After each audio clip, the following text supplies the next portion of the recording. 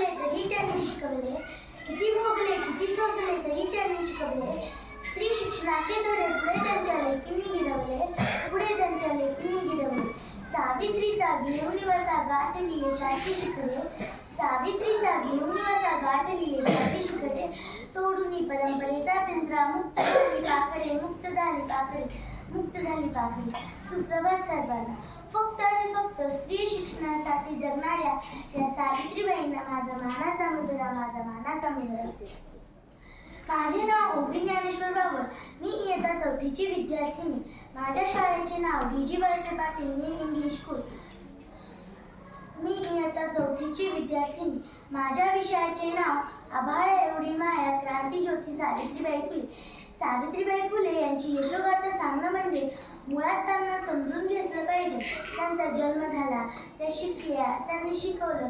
हे बोलायला लिहायला खूप सोपं आहे हो, पण ज्या परिस्थितीत त्या शिकल्या, ज्या परिस्थितीत त्यांचा जन्म झाला, ज्या परिस्थितीत त्यांनी शिकवलं, त्या परिस्थितीत जर आपण आढावा घेतला तर आपल्या डोळ्यामध्ये पाणी आल्याशिवाय राहणार नाही. त्या काळामध्ये मुलींनी जन्माला येणं जे मोठे पाप होते, त्या काळामधल्या कर्मठ लोकांना हे माहिती होते की जरी अबला नारी जर सबला झाली तर आपला तबला वाजवल्याशिवाय राहणार नाही.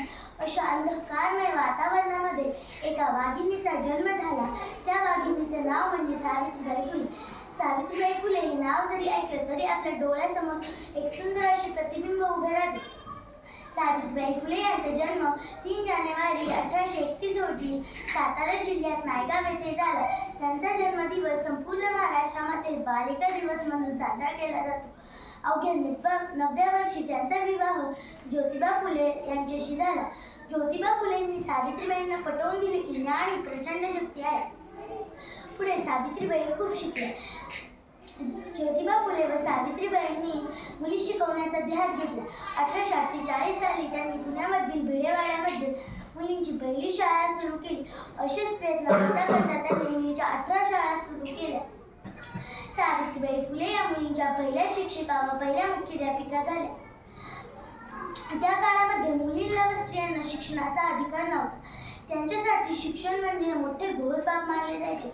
चूल आणि मूल यातच त्यांचे सर्व आयुष्य व्यतीत करावे अशी त्या समाजाची विचित्र धारणा होती. पण काळ बदलला. मुली शिकल्या. चूल आणि मूल या पलीकडचे विश्व त्यांनी पाहिले. पण हे सहजासहजी झाले नाही. त्यासाठी सावित्रीबाईंना आपले संपूर्ण आयुष्य स्त्री शिक्षणामध्ये समर्पित करावे लागले. शेण, शिव्या, चिखल, दगड यांचा मारा रोज सावित्रीबाईंवरती पडायचा, पण तरी त्या डगमगल्या नाही व आपला स्त्री शिक्षणाचा यत्न त्यांनी अखंडतेवर ठेवला. म्हणूनच मला म्हणावेसे वाटते की धन्य तू सावित्री, धन्य तुझा त्याग. धन्य तू सावित्री, धन्य तुझा त्याग. तुझ्या वेदनांची भर याच बाग, तुझ्या वेदनांची भर याच बाग. पुण्यामध्ये प्लेगच्या साथीने थैमान घातले होते.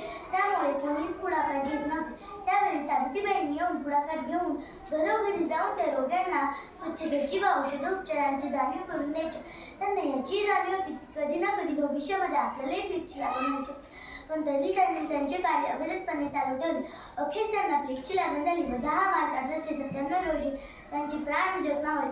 अशा मृत्यूलाही न घाबरणाऱ्या अशा वाघिणीला माझे कोटी कोटी प्रणाम.